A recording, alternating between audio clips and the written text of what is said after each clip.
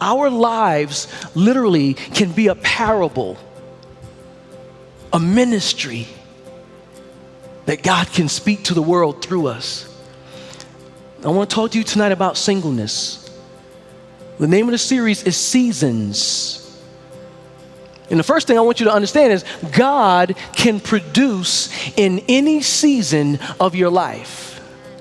I assure you, if you're not content in this season, you won't be content in the next one. Because you will have put a pressure and an expectation on your significant other that they can't meet.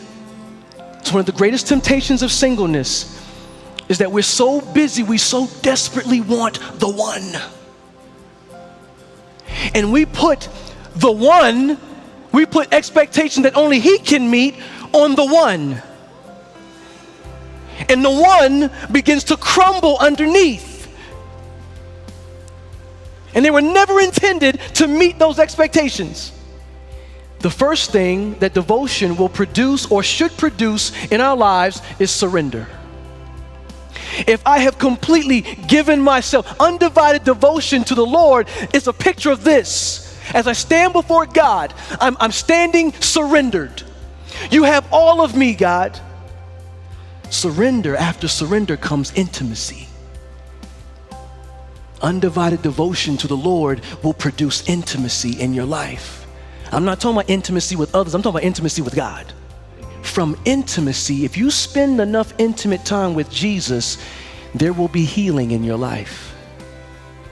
When my heart becomes healed and more whole, life becomes less about me. Now God starts to minister through you.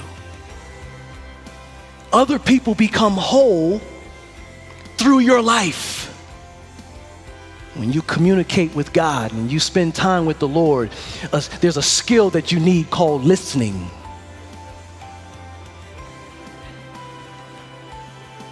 Any married couples, doesn't that come out pretty handy in your marriage?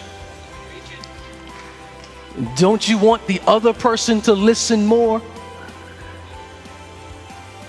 Don't you hope that you have the ability to listen more? Well, guess what? When you spend time with the Lord and you have undivided devotion to God, you learn this listening skill and develop the skills to relate.